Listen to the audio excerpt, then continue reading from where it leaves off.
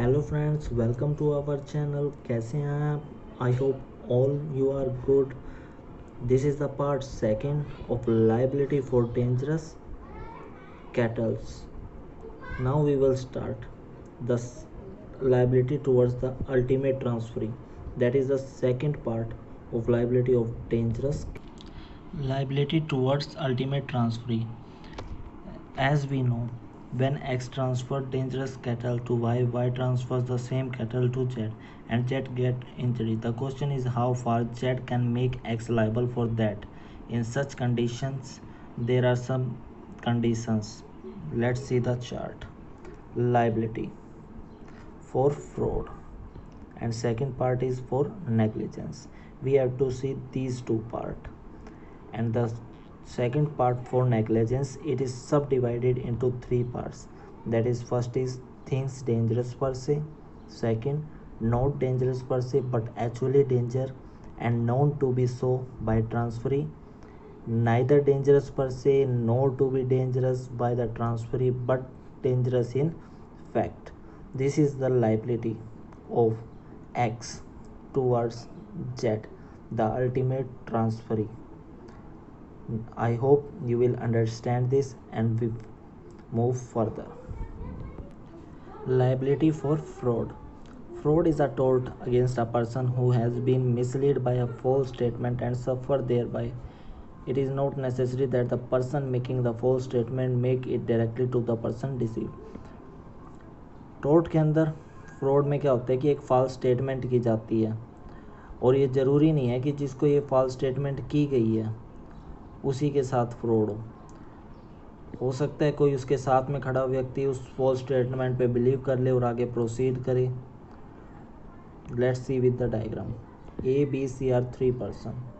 A makes a false statement to B, so reasonable to believe that statement.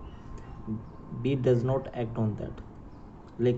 But C, another person, believes on the statement and acted on that and get injured.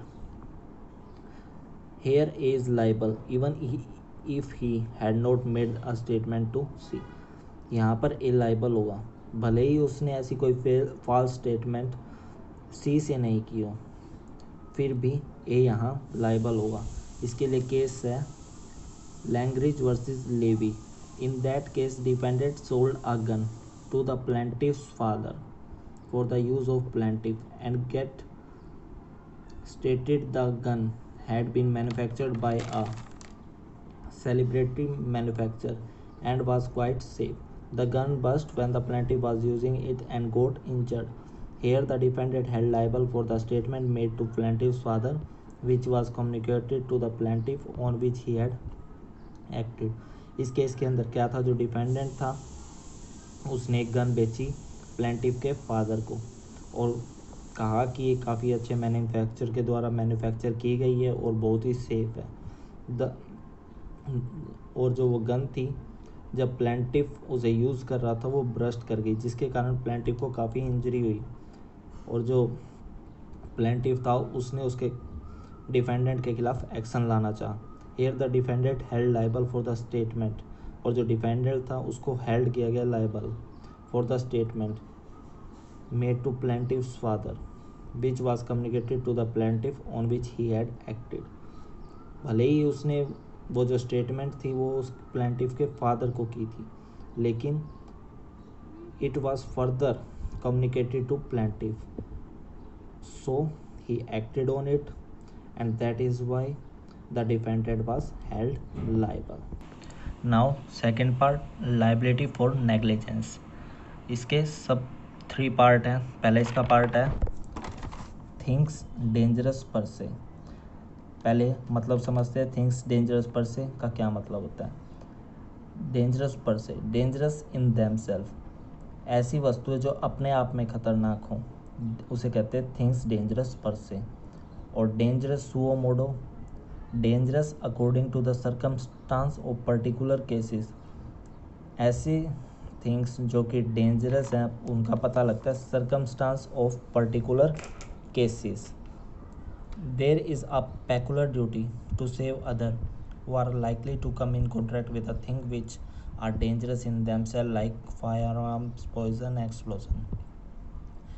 ये seller की duty बनती है कि वो जिस दूसरे व्यक्ति के साथ कॉन्ट्रैक्ट कर रहा है उसका बचाव रखे, उसे कोई हार्म ना होने दे इन चीज़ों से, like firearms, poison, explosive, जो कि जिसके साथ वो डील कर रहा है। इसके रिलेटेड एक केस है Dixon versus Bell. The defendant caused his servant a girl of 13 years to be put in possession of a gun. The girl in a play pointed the gun at the plaintiff, a boy of 9 years, and pulled the trigger. The gun went off, causing serious injury to the plaintiff. The defendant was held liable for the same. इस case में जो defendant था उसने एक girl को, जो कि उसकी सर्वेंट थी, 13 ईयर उसकी एज थी, उसे एक गन दे दी खेलने के लिए। The girl in a play pointed the gun at the plaintiff, और जो गर्ल थी खेलते खेलते उसने प्लेंटिव के ऊपर उस गन को तान दिया, और जो प्लेंटिव था वो बॉय था, 9 ईयर उसकी एज थी। And the girl pulled the trigger, the gun went causing serious injury to the plaintiff, और लड़की ने उस गन का ट्रिगर दबा दिया जिसके कारण कि जो प्लेंटिव, जो बॉय था 9 ईयर का, उसको इंजरी हुई। तो इस केस में भी डिफेंडेंट को लायबल किया गया। Now the second part of the liability for negligence is things not dangerous per se but known to be so by the transferee, कि ऐसी चीज़ें जो डेंजरस नहीं है अपने आप में लेकिन हो सकती हैं और जिसके बारे में ट्रांसफरी को पता है, तो उस केस में क्या लायबिलिटी होगी ट्रांसफरी की। Let's start.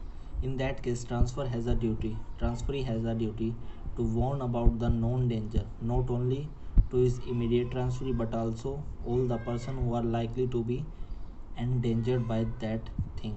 इसके अंदर क्या है कि जो ट्रांसफरी है उसे ना केवल इमीडिएट ट्रांसफरी को ये बताना चाहिए कि इसके क्या क्या प्रभाव हो सकते हैं इस थिंग से, उसे उन सभी लोगों को उसके बारे में बताना चाहिए जो उससे इफ़ेक्ट हो सकते हैं, चाहे वो इमीडिएट ट्रांसफरी हो चाहे वो अल्टीमेट ट्रांसफरी हो।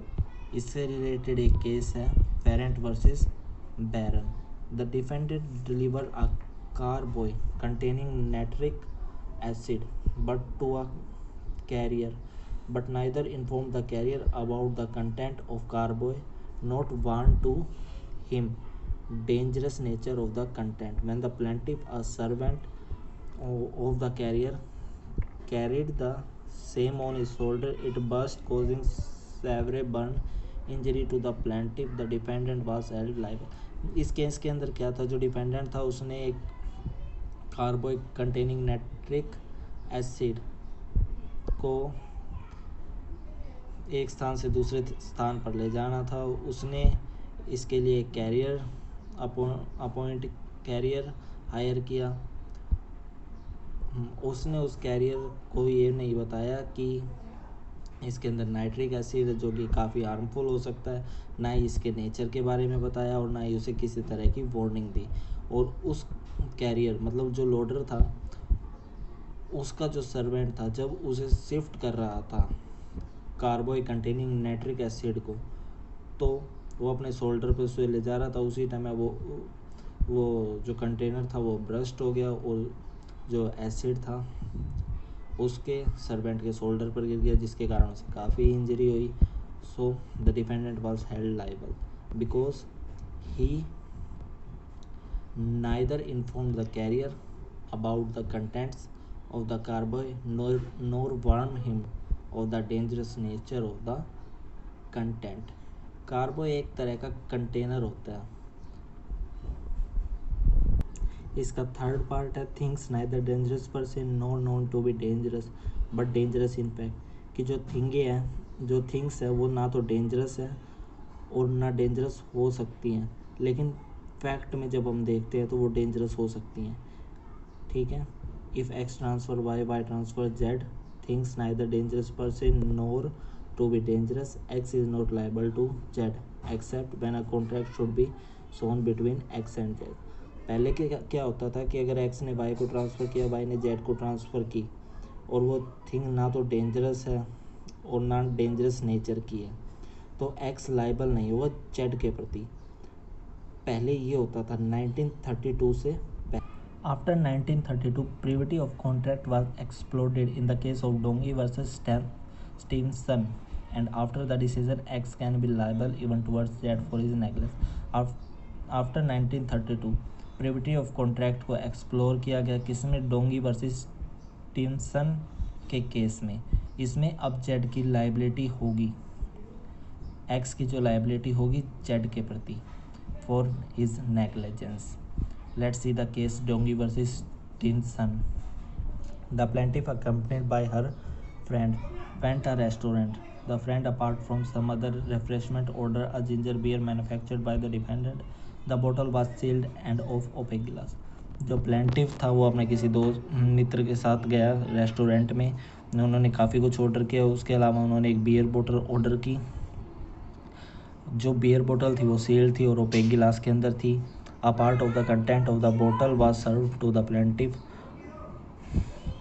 उस बोतल में से कुछ बियर सर्व की गई प्लेंटिव को। After she had taken the part when the remaining ginger was poured into the glass, the decomposed remain of sale floated out. The plaintiff contended that as a result of having consumed the injury drink she had suffered in her health, the House of Lords held that in these circumstances the manufacturer owed a duty of care toward consumer and the manufacturer was held aware.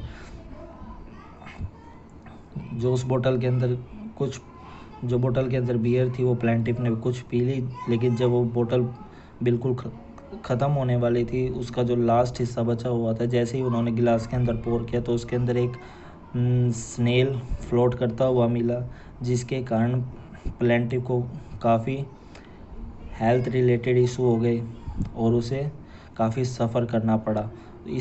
तब plaintiff ने defendant के खिलाफ action file किया और इसमें जो house of Lord था उन्होंने ये कहा, the manufacturer has a duty of care towards the consumer and that is why he was held liable.